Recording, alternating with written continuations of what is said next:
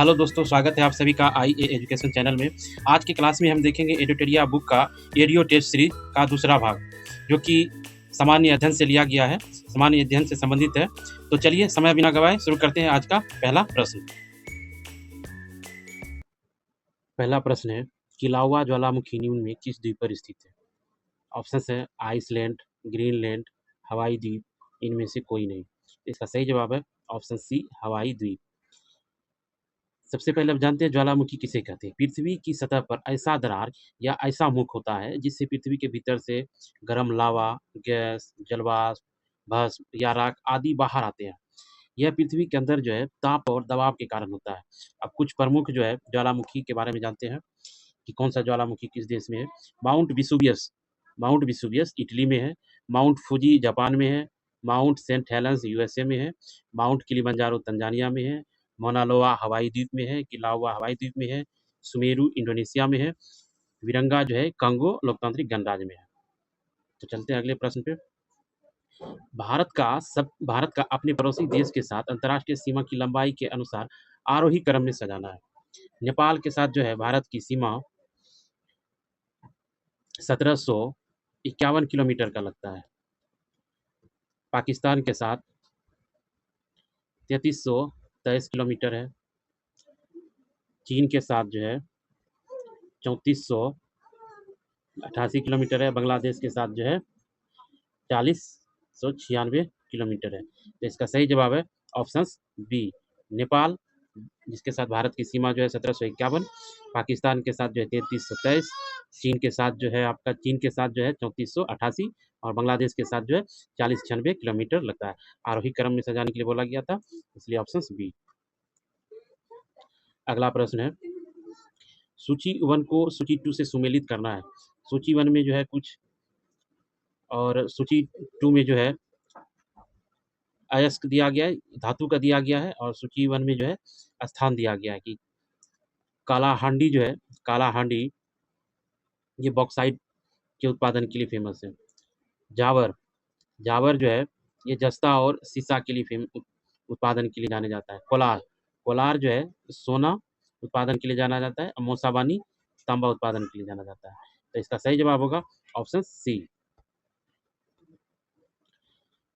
काली सिंध, सिप्रा, पार्वती एवं बनास निम्नलिखित में से किस नदी के सहायक नदियां हैं? ऑप्शन है ताप्ती, चंबल, गोदावरी, कृष्णा। तो इसका सही जवाब होगा ऑप्शन बी, चंबल। चंबल यमुना नदी की मुख्य सहायक नदी है और पश्चिम मध्य प्रदेश राज्य के महू के विंध्य पर्वतमाला से निकलती है। अपनी उद्गम से यह उत्तर की ओर दक्षिण पूर्वी राजस्थान राज्य में बहती है।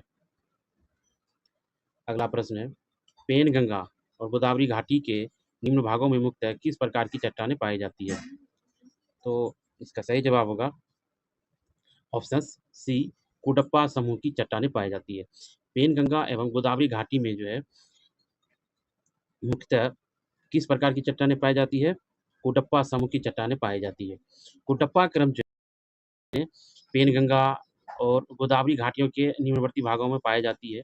आंध्र प्रदेश के कुडप्पा जिले में पाए जाने के कारण इसका नाम जो है कुडप्पा पड़ा। आंध्र प्रदेश के कुडप्पा जिले में पाए जाने के कारण जो है इसका नाम कुडप्पा पड़ा। कुडप्पा जो है ये अपसादी चट्टान होती है तथा इसमें जीवाश्म नहीं होता है। इस चट्टानों में जो है प्रमुख खनिज जो है लोहा, मैग्नीज, तांबा, कोबाल्ट ये सब पाए जाते हैं। अगला प्रश्न है, निम्नलिखित देशों में से कौन भूमध्य रेखा पर अवस्थित है?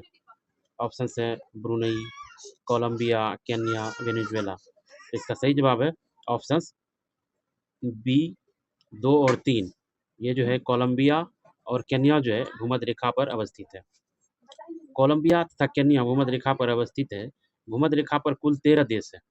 भूमध्य रेखा पर जो है कुल मिला के 13 देश है, जैसे Ecuador, Colombia, Brazil, Sao Tome और प्रिंसिपे, गेबॉन, कांगो, कांगो लोकतांत्रिक गणराज्य, Uganda, Kenya, Somalia, Maldives, Indonesia, Kiribati. ये 13 देश जो है भूमध्य रेखा पर अवस्थित है।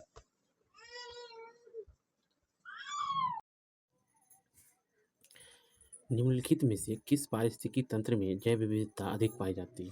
ऑप्शन है उष्णकटिबंधीय पतझड़ वन, उष्णकटिबंधीय वर्षा वन, शीतोष्ण पतझड़ वन, रेगिस्तानी झाड़ियाँ। तो इसका सही जवाब है ऑप्शन बी, उष्णकटिबंधीय वर्षा वन। उष्णकटिबंधीय वर्षा वन एक गर्म एवं नम पारिस्थितिकीय तंत्र है जो पृथ्वी पर भूमध्य रेखा के आसपास पाया जाता है। अगला प्रश्न है, नर्मदा एवं ताप्ती नदियों के मुहाने पर कौन सा द्वीप है? नर्मदा एवं ताप्ती नदियों के मुहाने पर कौन सा द्वीप है? ऑप्शंस हैं विलिंगडन द्वीप, अलियावेट द्वीप, माजुली द्वीप, इनमें से कोई नहीं।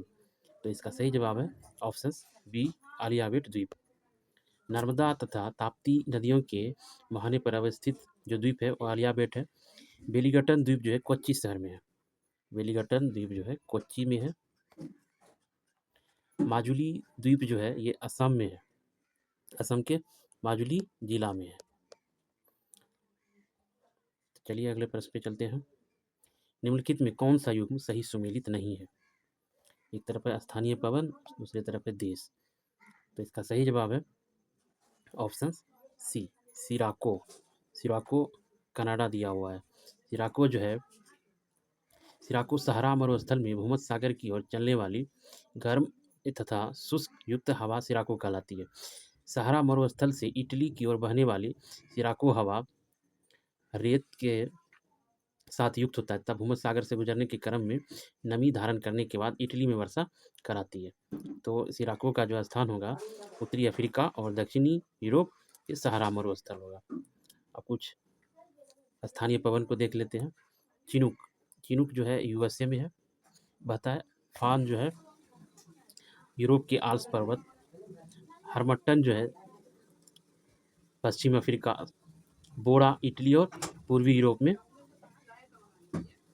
और ब्रिकफिल्डर ऑस्ट्रेलिया में। खमसिन मिस्र, मिस्ट्रल फ्रांस और स्पेन में बहती है। अगला प्रश्न है, दिन और रात की अवधि से संबंधित निम्नलिखित कथनों का कौन सा सही है? तो इसका सही जवाब है ऑप्शन ए, भूमध्य रेखा के निकट अंतर न्यूनतम होता है और उससे दूर जाते हुए अंतर बढ़ता जाता है। इसका सही जवाब होगा ऑप्शन ए। पूरे वर्ष विषुवत रेखा पर दिन व रात समान होती है क्योंकि विषुवत रेखा का सूर्य का सापेक्ष कोणीय झुकाव सदैव शून्य होता है, जबकि भूमध्य रेखा से दूर जाने पर सूर्य के सापेक्ष कोणीय झुकाव बढ़ता जाता है। अगला प्रश्न है, शिशुओं में स्कर्वी रोग की रोकथाम के लिए केवल दूध पर आधारित आहार क्यों अपर्याप्त माना जाता है?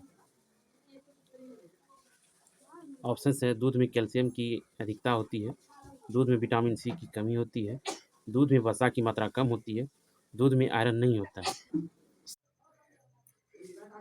तो इसका सही जवाब है ऑप्शन बी, दूध में विटामिन सी की कमी होती है। स्कर्वी रोग विटामिन सी की कमी से होने वाला रोग है। क्योंकि विटामिन सी बहुत कम मात्रा में होता है, दूध में विटामिन सी बहुत कम मात्रा में होता है। यदि केवल शिशु दूध पर ही निर्भर रहता है और अन्य खाद्य पदार्थ जैसे फल या रस नहीं दिए जाते हैं तो उसमें स्कर्वी रोग विकसित हो जाती है। विशेषकर गर्मी में दूध करने से उसमें बची खुची विटामिन सी भी नष्ट हो जाती है। अगला प्रश्न है, जेम्स वाटसन तथा फ्रांसिस क्रिक ने डीएनए से संबंधित संरचना प्रस्तुत की। वह डैश है, द्विकुंडलित संरचना है, एकल कुंडलित संरचना है, त्रिकुंडलित संरचना है, इनमें से कोई नहीं। तो इसका सही जवाब होगा ऑप्शन से द्विकुंडलित संरचना है। जेम्स वाटसन तथा फ्रांसिस क्रिक ने 1953 ईस्वी में डीएनए का द्विकुंडली संरचना प्रस्तुत किया था और इन्हें जो है 1962 में नोबेल मिला था।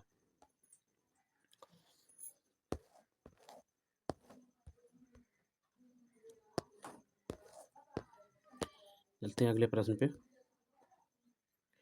अगला प्रश्न है, सूची 1 को सूची 2 से मिलान करना है। सूची 1 में प्रकाशीय उपकरण है, सूची 2 में इसका होने वाला उपयोग है। तो अवतल लेंस, अवतल लेंस जो है सौर भट्टी में ऊष्मा केंद्रित करता है। अवतल लेंस सौर भट्टी में ऊष्मा केंद्रित करता है। उत्तल लेंस, उत्तल लेंस जो है दृष्टि दोष सुधारक है। उत्तल लेंस दृष्टि दोष सुधारक है। उत्तल दर्पण, ये वाहन के पीछे देखने वाला है। समतल दर्पण सामान्य परिवर्तन के लिए। इसका सही जवाब है ऑप्शन ए।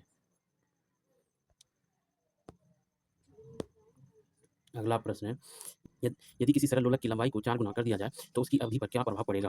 काल अवधि आधी हो जाएगी, काल अवधि दोगुनी हो जाएगी, काल अवधि 4 गुनी हो जाएगी, काल अवधि अपरिवर्तित रहेगी। तो इसका सही जवाब है ऑप्शन बी, काल अवधि दोगुनी हो जाएगी। काल अवधि का सूत्र है टी बराबर 2 pi under root L by g.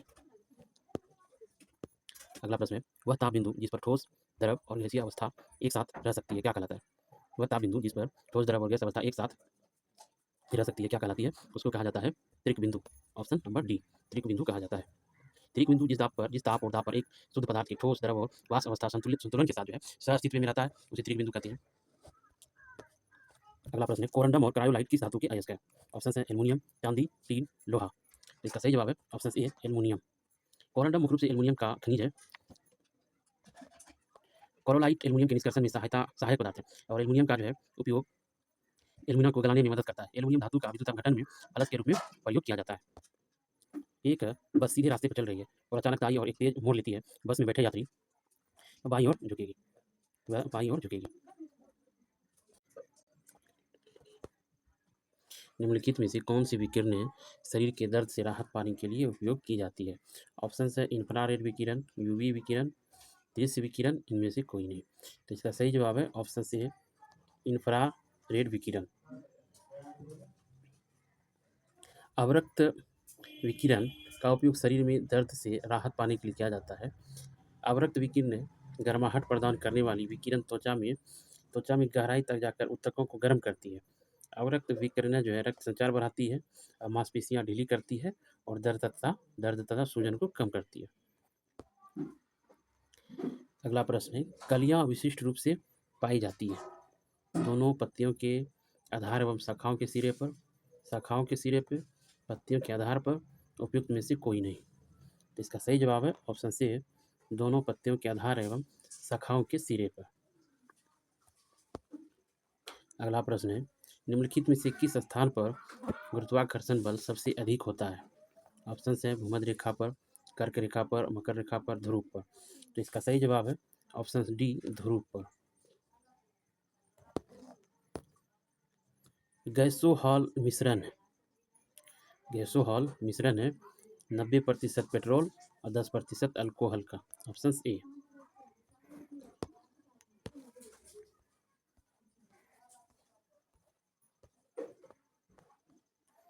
अगला प्रश्न है, याददाश्त का संबंध मस्तिष्क के निम्न में किस भाग से है? ऑप्शन है hypothalamus, cerebellum, spinal cord, cerebrum. तो इसका सही जवाब होगा ऑप्शन डी, सेरेब्रम। स्मृति मुख्य रूप से मस्तिष्क के सबसे बड़े भाग सेरेब्रम से जुड़ी होती है, जो याद रखने, सीखने, तर्क करने और समस्या समाधान के कार्यों के लिए जिम्मेवार होता है। अगला प्रश्न है, निम्नलिखित का मिलान करें, रोग का नाम और दूसरी तरफ जीवाणुओं के नाम। हैजा वेब्रियो कॉलेरी, क्षय रोग टीबी, माइकोबैक्टीरियम तपेदिक, pneumonia, Diplococcus pneumoniae, tetanus, Clostridium tetani. तो इसका सही जवाब होगा ऑप्शन ए। अगला प्रश्न है, निम्नलिखित में से कौन सा वनस्पति पादप जगत का सबसे बड़ा समूह है? ऑप्शन है थैलोफाइटा, ब्रायोफाइटा, टेरिडोफाइटा, ऑर्थोपोडा। तो इसका सही जवाब है ऑप्शन ए, थैलोफाइटा। थैलोफाइटा वो विभेदित पौधों का एक आदिम समूह है। शैवाल जैसे स्पायरोगैरा, क्लाइडोमोनास, उल्वा आदि कवक पुराने वर्गीकरण में हालांकि अब एक अलग जगत के रूप में रखा गया है। शैवाल विशेष रूप से प्रजातियों की विविधता और बायोमास के संदर्भ में इसे सबसे बड़ा समूह बनाते हैं और विशेष रूप में जलीय वातावरण में पनपता है। ब्रायोफाइटा इसमें मांस और लीवरवॉट शामिल है, जिन्हें वनस्पति जगत के उभयचर कहा जाता है। ब्रायोफाइटा को वनस्पति जगत का उभयचर कहा जाता है और इनमें सच्चे तने और पत्तियां होती है, लेकिन संवहनी ऊतक की कमी होती है, जो थैलोफाइटा की तुलना में संख्या में बहुत कम होती है। अगला प्रश्न पे चलते हैं। निम्नलिखित कथनों पर विचार करें। यूरिया एक कार्बनिक यौगिक है जिसका रासायनिक सूत्र NH2CO NH2 है। यूरिया एक रंगहीन, गंधहीन, सफ़ेद, रवेदार ठोस पदार्थ है। यूरिया कृषि क्षेत्र में खाद के रूप में प्रयोग किया जाता है। कौन सा कथन सही है?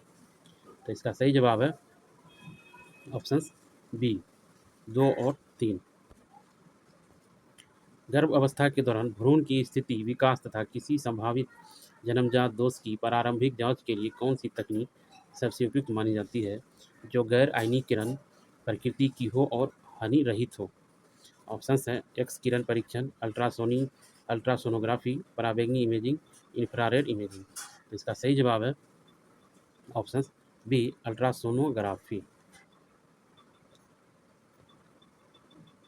अगला प्रश्न है 80 डिग्री सेल्सियस का मान फ़ारेनहाइट स्केल में क्या होगा?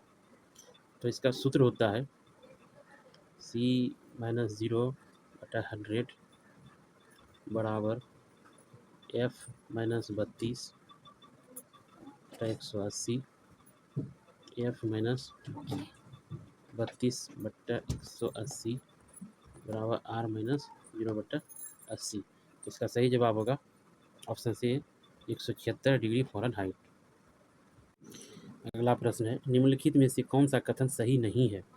तो इसका सही जवाब है ऑप्शन डी उपरोक्त में से कोई नहीं, मतलब ये सब सही है।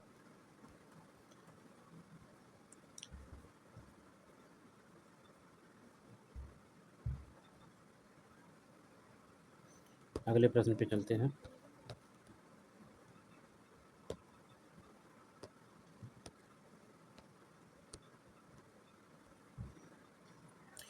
अगला प्रश्न है कंसर्ट हॉल एवं सिनेमा हॉल की छतें वक्राकार क्यों बनाई जाती है?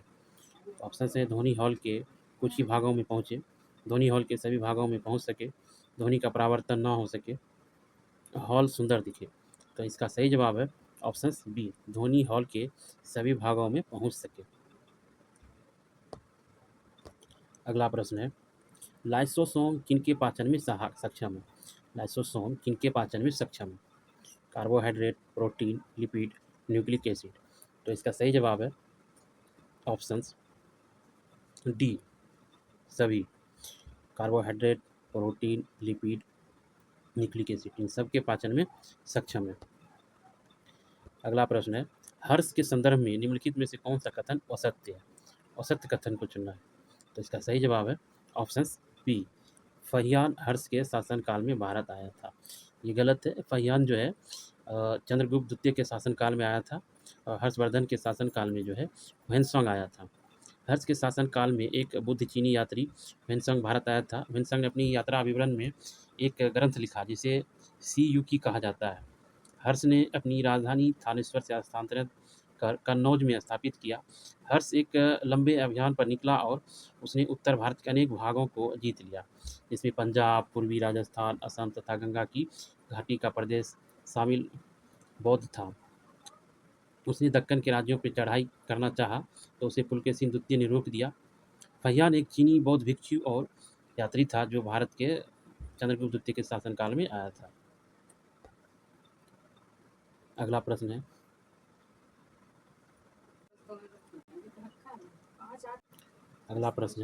महात्मा बुद्ध के संदर्भ में निम्नलिखित कथनों पर विचार करें। इन्होंने अपना पहला उपदेश सारनाथ में दिया था। उनके उपदेश आत्मा और परमात्मा के विषय में होते थे। उन्होंने दुख की निवृत्ति के लिए अष्टांगिक मार्ग को जरूरी बताया। उपयुक्त कथनों में कौन सा कथन सत्य है? तो इसका सही जवाब है ऑप्शंस सी 1 और 3।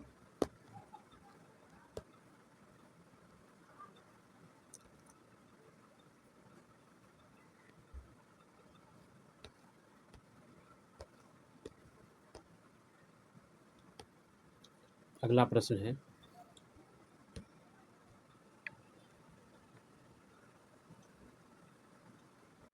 सूफी संत एवं उनके विभिन्न सिलसिलों के संबंध में कौन सा विकल्प सही है?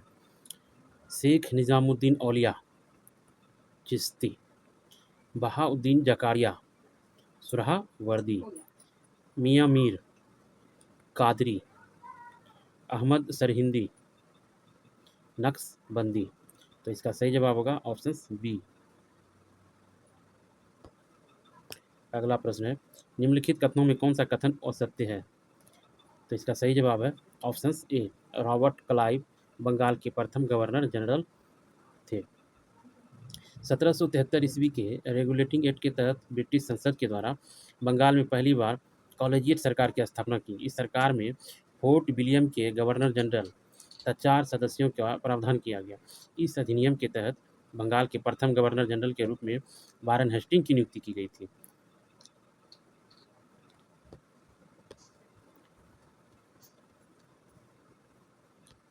अगला प्रश्न है, निम्नलिखित संधियों को कालक्रम के अनुसार सजाइए। सालबाई की संधि जो है ये हुई थी 1782 ईस्वी में। बेसिन की संधि जो है 1802 में हुई थी। श्रीरंगपट्टनम की संधि जो है 1792 ईस्वी में हुआ था। अमृतसर की संधि जो है 1809 में हुआ था। तो इसका सही जवाब होगा ऑप्शन सी, 4 3 2 1। अगला प्रश्न है, ऋग्वेदिक युद्धों के संदर्भ में निम्नलिखित में से कौन सा कथन सही नहीं है? तो इसका सही जवाब है ऑप्शन डी, युद्ध में जीता गया धन केवल सरदारों और पुरोहितों में बांटा जाता था। ऋग्वेद में जो है मवेशियों और घोड़ों की प्राप्ति के लिए अनेकों युद्ध की चर्चा है। घोड़ों की लड़ाई में रथ खींचने के काम में लाया जाता था। ऋग्वैदिक युद्धों में मवेशी जीत कर लाए जाते थे। लड़ाइयाँ वैसे ज़मीन के लिए भी लड़ी जाती थी, जहाँ अच्छे चारागाह हो, जहाँ पर जौ जैसी हल्दी जल्दी तैयार हो और अन्य फसलें उपजाया जा सके। कुछ लड़ाइयाँ पानी के स्रोतों और लोगों को बंदी बनाने के लिए भी लड़ी जाती थी। युद्ध में जीते गए धन जो है कुछ भाग सरदार रख लेते थे, कुछ हिस्से पुरोहित को दिया जाता था, तब शेष धन आम लोगों में बांट दिया जाता था। कुछ धन यज्ञ के लिए भी होता था, उसके लिए भी रखा जाता था। यज्ञ की जैसे आग में घी, अनाज, कभी-कभी जानवरों की आहुति भी दी जाती थी। अगला प्रश्न है, आर्थिक एवं भौगोलिक कारणों से भी सभी महाजनपदों में सबसे शक्तिशाली महाजनपद है। ऑप्शन है वज्जी, अंग, काशी, इनमें से कोई नहीं। तो इसका सही जवाब है ऑप्शन डी, इनमें से कोई नहीं। मगध राजनीतिक, आर्थिक एवं भौगोलिक कारणों से सभी महाजनपदों में सबसे शक्तिशाली था। राजा राम मोहन राय के बारे में निम्नलिखित में से कौन सा कथन असत्य है? तो इसका सही जवाब है ऑप्शन ए, इन्होंने मूर्ति पूजा तथा धार्मिक अनुष्ठानों का समर्थन किया। यह कथन असत्य है। राजा राममोहन राय मूर्ति पूजा और धार्मिक अनुष्ठानों का समर्थक नहीं बल्कि विरोधी था। उन्होंने एक सर्वशक्तिमान यकेश्वरवादी पर आधारित विश्व धर्म में अपनी आस्था रखते थे। राजा राम मोहन राय समाज सुधारकों में अग्रणी थे। वह भारतीय पुनर्जागरण का जनक कहा जाता था। उनका जन्म जो है बंगाल के संपन्न परिवार में हुआ था 1772 ईस्वी में, और इनकी मृत्यु जो है 1833 ईस्वी में इंग्लैंड के ब्रिस्टल में हुआ था। और इनको राजा की उपाधि जो है अकबर द्वितीय ने दिया गया था। अपनी पेंशन को बहाल करवाने के लिए जो है अकबर द्वितीय ने राजा राम मोहन राय को इंग्लैंड भेजा था। इस क्रम में जो है वहीं पे उनकी मृत्यु हो गई थी। इनके द्वारा प्रमुख लिखी गई पत्रिका है संवाद कौमुदी, जो 1821 में पत्रिका को प्रकाशन किया गया। ब्रह्म समाज की स्थापना 1828 ईस्वी में किया गया। 1815 ईस्वी में आत्मीय सभा का स्थापना किया गया। चलते अगले प्रश्न पे। मुंगेर में बढ़िया ताल या बकास्त आंदोलन किनके नेतृत्व में चलाया गया? ऑप्शन है स्वामी सहजानंद, राहुल संकीर्यायन, दीप नारायण सिंह, कार्यानंद शर्मा। तो इसका सही जवाब है ऑप्शन डी, कार्यानंद शर्मा। मुंगेर में बढ़िया ताल या बकास्त आंदोलन कार्यानंद शर्मा के नेतृत्व में चलाया गया था। लगान अदा न करने पर किसानों की भूमि जमींदारों के कब्जे में चली जाती थी, जिसे बकास्त कहते थे। तो लगान अदा नहीं करने पर किसानों की भूमि जो है जमींदारों के कब्जे में चली जाती थी, जिसे बकास्त कहते थे। संतलत काल में मंत्री परिषद को क्या कहा जाता था? संतलत काल में मंत्री परिषद को क्या कहा जाता था? तो इसका सही जवाब है ऑप्शन बी, मजलिस ए खलबत। मजलिस ए खलबत जो है संतलत काल में मंत्री परिषद को कहा जाता था। मजलिस ए खलबत की जहाँ बैठक होती थी उसे मजलिस ए खास कहा जाता था। जहाँ बैठक होती थी उसे मजलिस ए खास कहा जाता था। बार खास में सुल्तान सभी दरबारियों, खानों, अमीरों, मलिकों और अन्य रईसों को बुलाता था। बार खास में जो है अपने बहुत सारे सहयोगी दरबारियों, खाने, अमीरों, रईसों को बुलाते थे। बार-ए-आज़म जो है इसमें जो है राजकीय कार्यों का अधिकांश भाग पूरा करता था। सुल्तान जो है अपने राजकीय कार्य को बार-ए-आज़म में पूरा करता था। तो इसका सही जवाब है ऑप्शन सी मजलिस ए ख खलवत मंत्री परिषद को कहा जाता था सल्तनत काल में। शेर शाह ने किस युद्ध में विजय के बाद शेरशाह की उपाधि धारण किया? तो शेर शाह ने किस युद्ध में विजय के बाद शेर शाह की उपाधि धारण किया? तो इसका सही जवाब है ऑप्शन सी चौसा का युद्ध। चौसा का युद्ध जो है 25 जून 1539 को जो है हुमायूँ और शेरशाह के बीच लड़ा गया था, जिसमें हुमायूँ जो है पराजित हो गया था। तो इसी विजय में जो है शेरशाह की उपाधि लिया था और सिंहासन पर विराजमान हुआ था। शेरशाह सूरी भारत में सूर साम्राज्य के संस्थापक थे। इसकी आधुनिक राजधानी बिहार के सासाराम में थी। शेरशाह का सबसे महत्वपूर्ण योगदान संपूर्ण साम्राज्य में कानून और व्यवस्था की स्थापना था। उन्होंने सैन्य शक्ति को सुदृढ़ करने में अ, व्यापार को वाणिज्य बढ़ावा देने के लिए जो है उन्होंने सड़कों और संचार प्रणालियों को सुधार पर बहुत जोर दिया। उसने कई सरायों, कस्बों, बहुत सारे ऐसे जो है जनता के लिए कार्य किए। शेरशाह ने पहले के समय में मिश्रित धातुओं को खराब सिक्कों के स्थान पर चांदी और तांबे के समान मानकों के अच्छे सिक्के चलाए। उन्होंने बाँटों और मापों को मानवीकरण के लिए बहुत सारे प्रयास किए।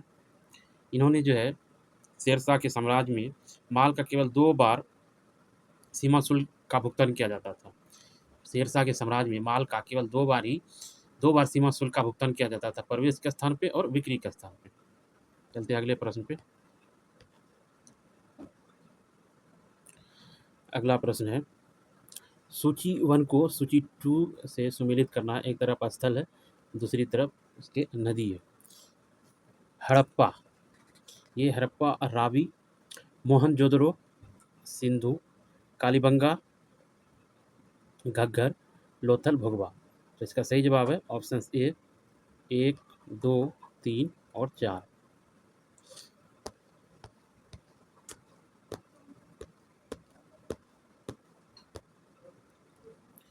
अगले प्रश्न पे चलते हैं। खान अब्दुल गफ्फार खान द्वारा संचालित लाल कुर्ती आंदोलन किस राष्ट्रीय आंदोलन के दौरान चलाया गया था?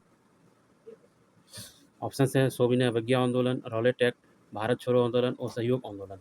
तो इसका सही जवाब है ऑप्शन ए सविनय अवज्ञा आंदोलन के समय खान अब्दुल गफ्फार खान के द्वारा लाल कुर्ती आंदोलन चलाया गया था। खान अब्दुल गफ्फार खान ने वर्ष 1929 ईस्वी में खुदाई खिदमतगार ईश्वर का सेवक, मतलब खुदाई खिदमतगार का मतलब होता है ईश्वर का सेवक, का आंदोलन शुरू किया। इसे लाल कुर्ती आंदोलन भी कहा जाता है। इस आंदोलन गांधी जी के अहिंसक आंदोलन से प्रेरित था। यह आंदोलन जो है गांधी जी के अहिंसक आंदोलन से प्रेरित था। नील आंदोलन की शुरुआत सर्वप्रथम बंगाल के किस जिले में हुई थी? इसका सही जवाब है ऑप्शन बी नदिया जिले से शुरू हुआ था। बिहार के नदिया जिले में नील आंदोलन शुरू हुआ, जिसकी शुरुआत जो है 1859 ईस्वी में किया गया था। नील आंदोलन की शुरुआत 1859 ईस्वी में किया गया था। इसका नेतृत्व जो है विष्णुचरण विश्वास और दिगंबर विश्वास ने किया था। और नील आंदोलन का जो है बंगाली भाषा में प्रकाशित नील दर्पण नाटक जो है दीनबंधु मित्रा द्वारा प्रकाशित किया गया था, क्योंकि बंगाली भाषा में था। अगला प्रश्न है, साइमन कमीशन द्वारा किस वर्ष अपनी रिपोर्ट प्रस्तुत की गई थी? ऑप्शन है 1929, 1930, 1931, 1932। तो इसका सही जवाब है ऑप्शन बी 1930। साइमन कमीशन जो है इसका गठन कब किया गया था? 1927 में किया गया था और इसमें रिपोर्ट जो है 1930 में प्रस्तुत किया गया था। भारत में किस वायसराय को भारत में स्थानीय स्वायत्ता शासन का जनक माना जाता है? ऑप्शन है Lord Dufferin, Lord Dalhousie, Lord केनी, लॉर्ड रिपन। तो इसका सही जवाब है ऑप्शन डी लॉर्ड रिपन। 1882 ईस्वी में स्थानीय स्वशासन संबंधी एक कानून बनाया था। 1882 ईस्वी में एक कानून बनाया था जिसने भारत में लोकतांत्रिक विकेंद्रीकरण की नींव रखी और स्थानीय निकाय के गठन की सिफारिश की। इस कारण जो है इसे भारतीय स्वशासन का जनक कहा जाता है। अगला प्रश्न है, भारत में ईस्ट इंडिया कंपनी की सफलता का राज क्या था? भारत में राष्ट्रीय भावना की कमी, ये भी सही है। कंपनी की सेना को पश्चिमी प्रशिक्षण मिला था उनके पास आधुनिक हथियार थे, ये भी सही है। भारतीय सैनिकों में राष्ट्रीय भावना का अभाव था, जिसके परिणाम स्वरूप कोई जो उन्हें अच्छा वेतन देकर अपनी सेवा में लगा सकता था, ये भी सही है। इसका सही जवाब है ऑप्शन डी उपयुक्त सभी। अगला प्रश्न है, भारतीय इतिहास में 6 अप्रैल 1930 की तिथि जानी जाती है, क्यों जानी जाती है? महात्मा गांधी द्वारा दांडी मार्च हेतु, प्रथम गोलमेज सम्मेलन हेतु, गांधी इरविन समझौता हेतु, जलियांवाला बाग हत्याकांड हेतु। तो इसका सही जवाब है ऑप्शन ए, महात्मा गांधी द्वारा दांडी मार्च हेतु। 6 अप्रैल 1930 ईस्वी में जो है महात्मा गांधी ने दांडी मार्च, जिसे नमक सत्याग्रह भी कहा जाता है, का इन्होंने जो है समापन किया था। इसकी शुरुआत जो है 12 मार्च 1930 ईस्वी को साबरमती आश्रम से हुआ था और 6 अप्रैल को दांडी में समाप्त हुआ था, जहां गांधी जी ने एकाधिकार का विरोध किया था। निम्न में कौन एक स्वराज पार्टी से संबंधित नहीं थे, मतलब स्वराज पार्टी से संबंधन, उसका संबंध नहीं था? तो इसका सही जवाब है option D, doctor Rajendra Prasad का संबंध जो है स्वराज पार्टी से नहीं था। स्वराज पार्टी का गठन जो है 1930 ईस्वी में, 1923 ईस्वी में, माफ़ कीजिएगा, स्वराज पार्टी का गठन जो है 1923 ईस्वी में किया गया था। चित्तरंजन दास उसके अध्यक्ष बने थे और मोतीलाल नेहरू सचिव बने थे, और इन्हीं के द्वारा जो है स्वराज पार्टी का गठन किया गया था। एनसी केलकर भी स्वराज पार्टी के नेता थे, ये भी इन्हीं के नेता थे। चौरी चौरा की घटना के समय महात्मा गांधी कहाँ थे? मतलब जब चौरा चौरी की घटना हो रहा था तो महात्मा गांधी कहाँ थे? तो इनका सही जवाब है बारदोली में थे। महात्मा गांधी जो है बारदोली में थे, और चौरा चौरी की घटना जो है 4 फरवरी 1922 ईस्वी में हुआ था। उस समय सामूहिक सत्याग्रह के माध्यम से सविनय अवज्ञा आंदोलन चलाने शुरू करने की तैयारी कर रहे थे महात्मा गांधी गुजरात के बारदोली में। चौरी चौरा जो घटना जो है 12 फरवरी 1922 में बारदोली में कांग्रेस वर्किंग कमेटी की बैठक बुलाई और असहयोग आंदोलन को स्थगित करने की घोषणा कर दी गई। मतलब चौरा चौरी घटना होने के बाद जो है असहयोग आंदोलन को स्थगित कर दिया गया।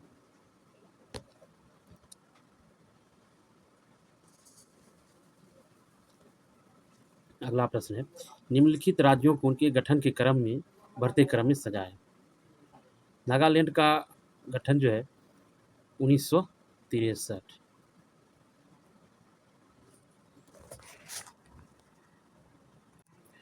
हिमाचल प्रदेश का गठन जो है 1971, मणिपुर का गठन जो है 1972, सिक्किम का गठन जो है 1975, मिजोरम का गठन जो है 1987। तो इसका सही जवाब होगा ऑप्शन ए। अगला प्रश्न है, भारत के राष्ट्रपति की निर्वाचन प्रक्रिया में संशोधन करने के लिए संबंधित विधेयक को पारित किया जाना चाहिए। इसका सही जवाब है ऑप्शन डी, संसद के दोनों सदनों के 2/3 बहुमत से तथा साथ ही साथ आधे से अधिक राज्यों के अनुमोदन से। अगला प्रश्न पे चलते हैं, वित्तीय आपात कितने समय के लिए लागू की जा सकती है? तो इसका सही जवाब है ऑप्शन डी, कोई अधिकतम अवधि नहीं है। वित्तीय आपात जो है आर्थिक संकट की स्थिति में अनुच्छेद 360 के तहत लगाया जा सकता है, और यह अनिश्चित काल की लगाया जा सकता है। अभी तक भारत में ये आपातकाल नहीं लगा है। संविधान का कौन सा अनुच्छेद अंतर्राज्यीय जल विवादों के न्याय निर्णय से संबंधित है? तो इसका सही जवाब है ऑप्शन ए, अनुच्छेद 262। अनुच्छेद 262। अगला प्रश्न है, निम्नलिखित में से किस चुनाव में मतदाता उपयुक्त में से कोई नहीं नोटा विकल्प का प्रयोग कर सकता है? तो इसका सही जवाब है ऑप्शन बी, 1 और 3, मतलब लोकसभा और विधानसभा में जो है नोटा का प्रयोग कर सकते हैं। मतलब नोटा का मतलब इनमें से कोई नहीं, इनमें कोई अच्छा नहीं लगा, मतलब नोटा। बिहार विधानसभा में अनुसूचित जनजाति और अनुसूचित जाति के लिए कितनी सीट आरक्षित है? तो इसका सही जवाब है अनुसूचित जनजाति के लिए 2 और अनुसूचित जनजाति के लिए 38, ऑप्शन सी। संविधानोत्तर संस्था है, संविधानोत्तर संस्था है ऑप्शन ए। मानवाधिकार आयोग जो है संविधानोत्तर संस्था है। मानव अधिकार संरक्षण अधिनियम जो है 1900 1993 में बनाया गया था। अगला प्रश्न है, भारतीय संसद में अस्थायी समितियों का भारतीय संसद में अस्थायी समितियों की प्रणाली विकसित की गई थी। कब की गई थी? तो 1983 में की गई थी। भारतीय संसद में अस्थायी समिति का प्रणाली जो है विकसित कब की गई थी? 1983 में।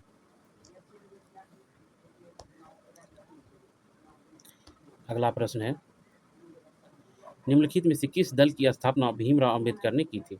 समता सैनिक दल, समता सैनिक दल, independent labour league, all India schedule caste federation. तो इसका सही जवाब है ऑप्शन डी, उपयुक्त से सभी।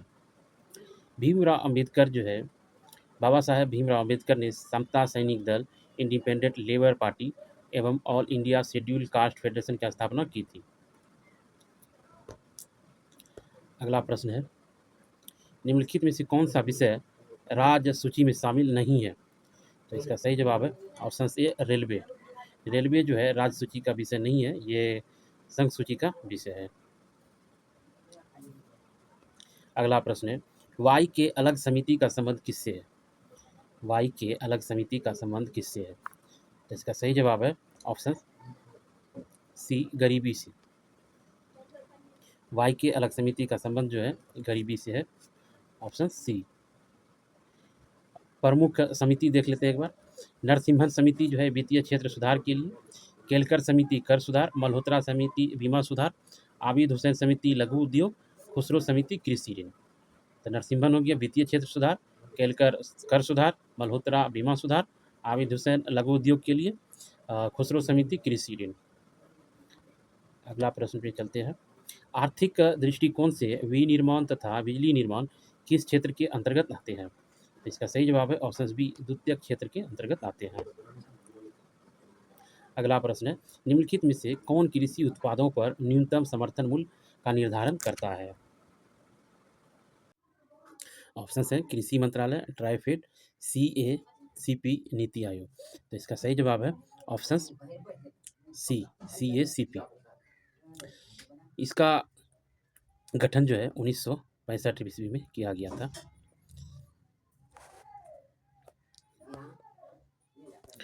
अगला प्रश्न है, निम्न में से मुद्रा के किस रूप को संकीर्ण मुद्रा कहा जाता है? तो इसका सही जवाब है ऑप्शन ए, M1।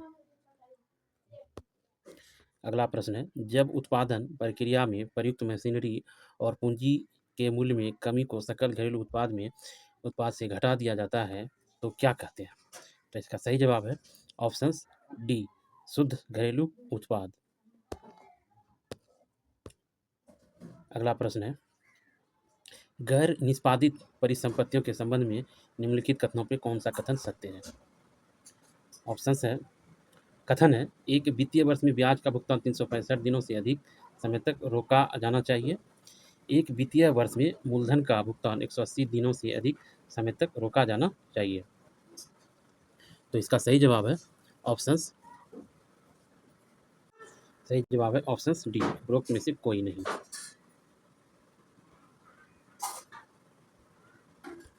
अगला प्रश्न है, निम्न में किस औद्योगिक नीति प्रस्ताव या वक्तव्य को भारत का आर्थिक संविधान या राजपूंजीवाद की गीता भी माना जाता था?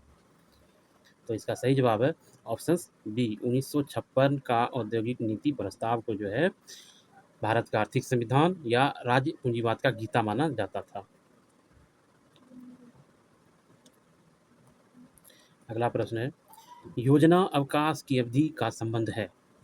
योजना अवकाश की अवधि का संबंध है, इसका सही जवाब है ऑप्शन सी, 1966 से 1969 तक।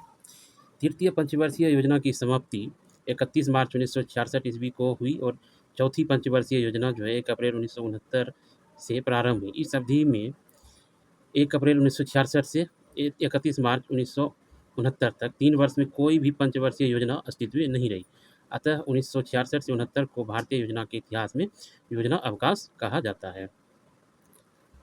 प्रभावती देवी किस क्षेत्र की स्वतंत्रता सेनानी थी? प्रभावती देवी किस क्षेत्र की स्वतंत्रता सेनानी थी? तो इसका सही जवाब है ऑप्शन बी, पटना। प्रभावती देवी जयप्रकाश नारायण की पत्नी थी।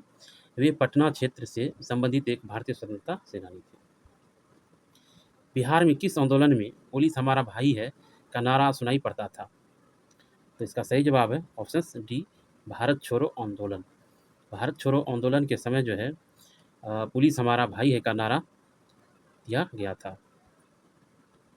अगला प्रश्न है, किस वर्ष उड़ीसा बिहार से पृथक हुआ था? किस वर्ष उड़ीसा बिहार से पृथक हुआ था? तो इसका सही जवाब है ऑप्शन सी, 1936 ईस्वी में। 1 अप्रैल 1936 ईस्वी को उड़ीसा बिहार से पृथक होकर अलग राज्य बना। बिहार की स्थापना दिवस जो है 22 मार्च को मनाया जाता है। स्वामी सहजानंद की गिरफ्तारी के बाद बिहार किसान आंदोलन का नेतृत्व किसने किया था? मतलब उनका नेतृत्व किसने किया था? तो इसका सही जवाब है ऑप्शन सी, कार्यानंद शर्मा के द्वारा जो है बिहार किसान आंदोलन का नेतृत्व किया गया था। अगला प्रश्न है, जगत नारायण लाल किस पत्रिका के संपादक थे? इसका सही जवाब है ऑप्शन डी, महावीर के पत्रिका के संपादक थे। अगला प्रश्न है, बिहार में गंगा नदी में दक्षिण दिशा से मिलने वाली नदियों में कौन सही नहीं है? तो इसका सही जवाब है ऑप्शन डी, महानंदा। महानंदा नदी उत्तरी बिहार के मैदान की सबसे पूर्वी नदी है। यह बिहार की पूर्णिया और कटिहार जिला में बहती है। महानंदा नदी हिमालय से निकलने वाली गंगा के अंतिम सहायक नदी है। गंगा नदी बिहार की प्रमुख नदी है। गंगा नदी चौसा के निकट बिहार के मैदान में प्रवेश करती है। गंगा नदी बिहार के मैदान में 2 भागों में बांटते हुए बंगाल में प्रवेश करती है। अगला प्रश्न, ओ संगत जोड़े को पहचान कीजिए। तो इसका सही जवाब है ऑप्शन सी, वाल्मीकि वन्यजीव अभ्यारण्य पूर्वी चंपारण। ये जो है पश्चिमी चंपारण में स्थित है, पूर्वी चंपारण में नहीं है, पश्चिमी चंपारण में स्थित है। उदयपुर पश्चिमी चंपारण, बरेला वन्यजीव अभ्यारण्य वैशाली, भीम बांध वन्यजीव अभ्यारण्य मुंगेर। सत्य है। अगला प्रश्न है, बिहार के किस जिले में तेलहर कुंड जलप्रपात अवस्थित है? तो इसका सही जवाब है ऑप्शन सी, कैमूर। कैमूर में जो है तेलहर कुंड जलप्रपात अवस्थित है। नवादा में ककोलत है। रोहतास में दुर्गावती जलप्रपात है। कशिश जलप्रपात है। तुतला भवानी जलप्रपात है। सासाराम में जो है धुआं कुंड जलप्रपात है। मंझर कुंड जलप्रपात है।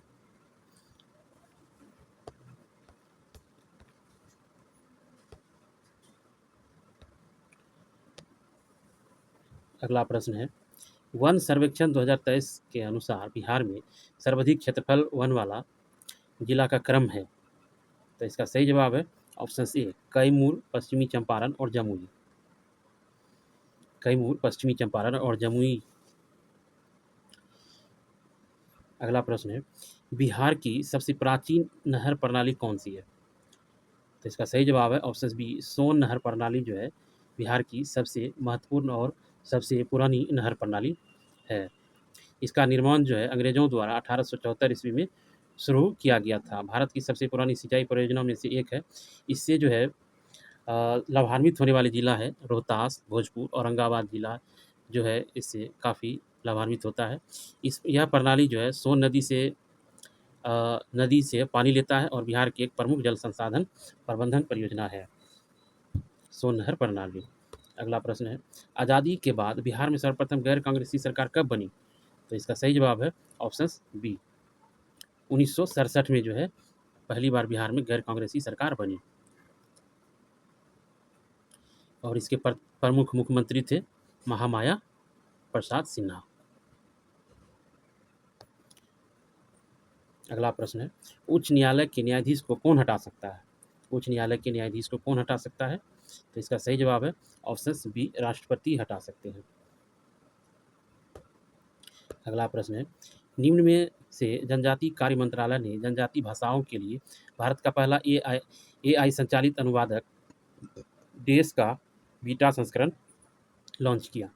तो इसका सही जवाब है ऑप्शन बी, आदिवानी। आदिवानी जो है संस्करण लॉन्च किया।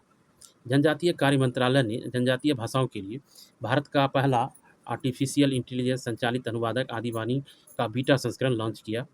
आदिवानी को IIT दिल्ली के नेतृत्व में एक राष्ट्रीय संघ द्वारा विकसित किया गया है।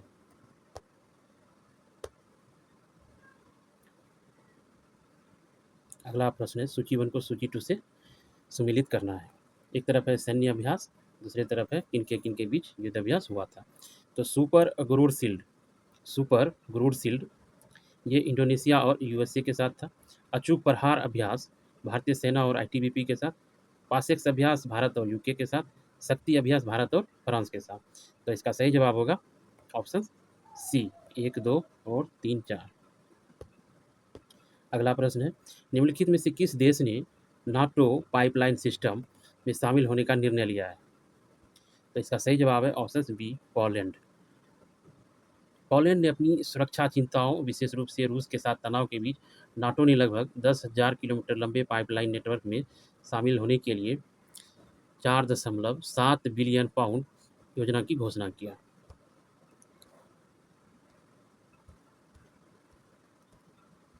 अगला प्रश्न है निम्नलिखित में से किस देश ने उत्तर पूर्वी अरब सागर में बने चक्रवात शक्ति का नाम रखा?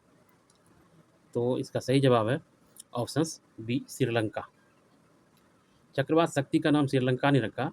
यह नाम विश्व मौसम विज्ञान संगठन और उष्णकटिबंधीय चक्रवातों पर ESCAP पैनल द्वारा निर्धारित किया जाती है।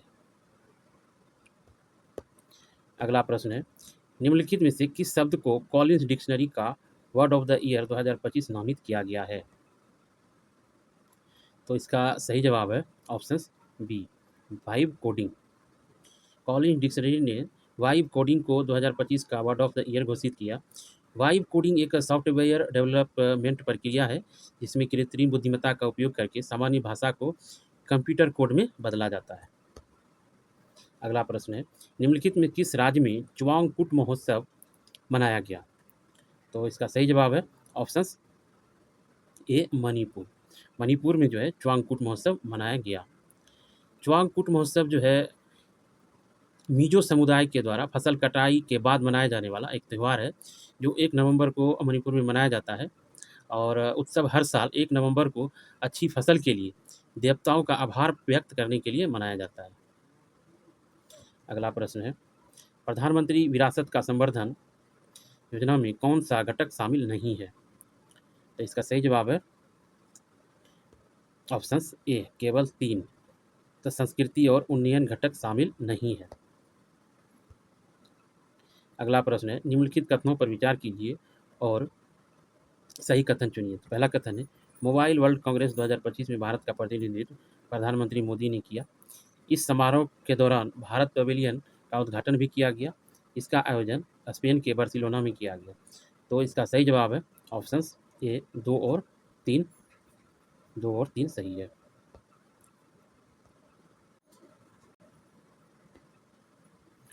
अगला प्रश्न है निम्न में किस बैंक ने डिजिटल परिवर्तन पुरस्कार 2025 जीता?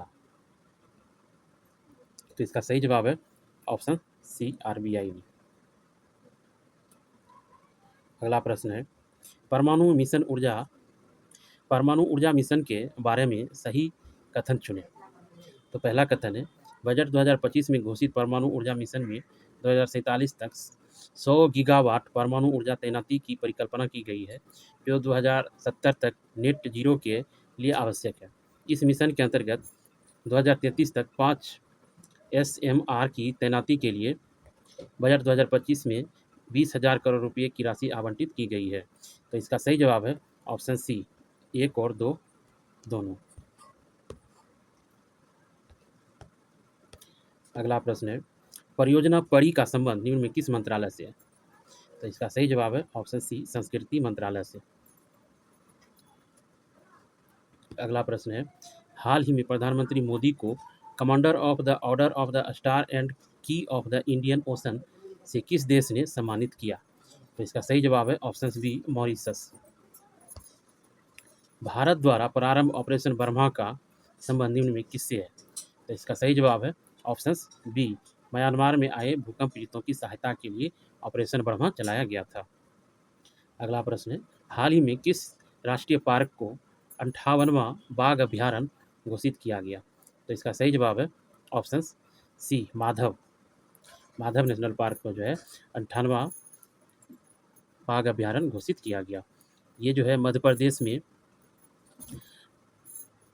स्थित है इसकी घोषणा जो है केंद्रीय पर्यावरण मंत्री भूपेंद्र यादव ने किया और ये मध्य प्रदेश का 9वां बाघ अभ्यारण्य है जो राज्य के प्रतिबद्धता को दर्शाता है। 2024 में धौलपुर करेली टाइगर रिजर्व को 55वां और गुरु घासीदाम तिमोर पिगला टाइगर रिजर्व को 56वां जोड़ा गया था बाघ अभ्यारण्य में, और 57वां हो गया मध्य प्रदेश का रातापानी टाइगर रिजर्व और 58वां ये माधव राष्ट्रीय पार्क। अगला प्रश्न है, निम्नलिखित में से पर्यावरण 2025 पर 2 दिवसीय राष्ट्रीय सम्मेलन का आयोजन कहाँ किया गया? तो इसका सही जवाब है ऑप्शन बी, दिल्ली में किया गया। वरिष्ठ नागरिक आयोग की स्थापना करने वाला पहला राज्य कौन बन गया? तो वरिष्ठ नागरिक आयोग की स्थापना करने वाला पहला राज्य केरल बन गया है।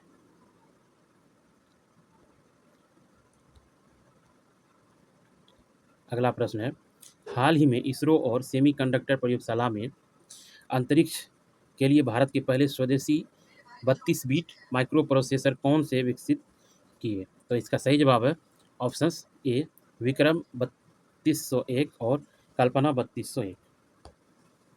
अगला प्रश्न है, सूची 1 और सूची 2 से सम्मिलित कीजिए और नीचे दिए गए कोड का उपयोग कर सही उत्तर चुनिए। मिशन 60 अभियान, निर्वाचन आयोग। महिला शक्ति अभियान, बिहार पुलिस। महिला दक्ष अभियान, शिक्षा विभाग। मिशन गुणवत्ता अभियान, स्वास्थ्य विभाग। तो इसका सही जवाब है ऑप्शन सी। अगला प्रश्न है, बिहार सरकार द्वारा प्रस्तुत बजट 2025-26 निम्नलिखित में से किस पर केंद्रित है? तो इसका सही जवाब है ऑप्शन सी, न्याय के साथ विकास। 25-26 का बजट जो है इसका मुख्य फोकस न्याय के साथ विकास है। अगला प्रश्न है, 38वें राष्ट्रीय खेल में बिहार को क्रमशः रजत, स्वर्ण, रजत एवं कांस्य पदक प्राप्त हुए। तो 101 हुआ स्वर्ण पदक, 6 रजत पदक, 5 कांस्य पदक। इसका सही जवाब होगा ऑप्शन डी। तो ये था आज का हमारा लास्ट प्रश्न। अगर हमारा वीडियो आपको पसंद आए, थोड़ी सी भी हेल्पफुल लगे तो चैनल को सब्सक्राइब कीजिए और हमारे चैनल को सब्सक्राइब कीजिए, लाइक कीजिए, शेयर कीजिए। चलिए मिलते हैं अगले क्लास में अगले टेस्ट सीरीज के साथ। Thank you.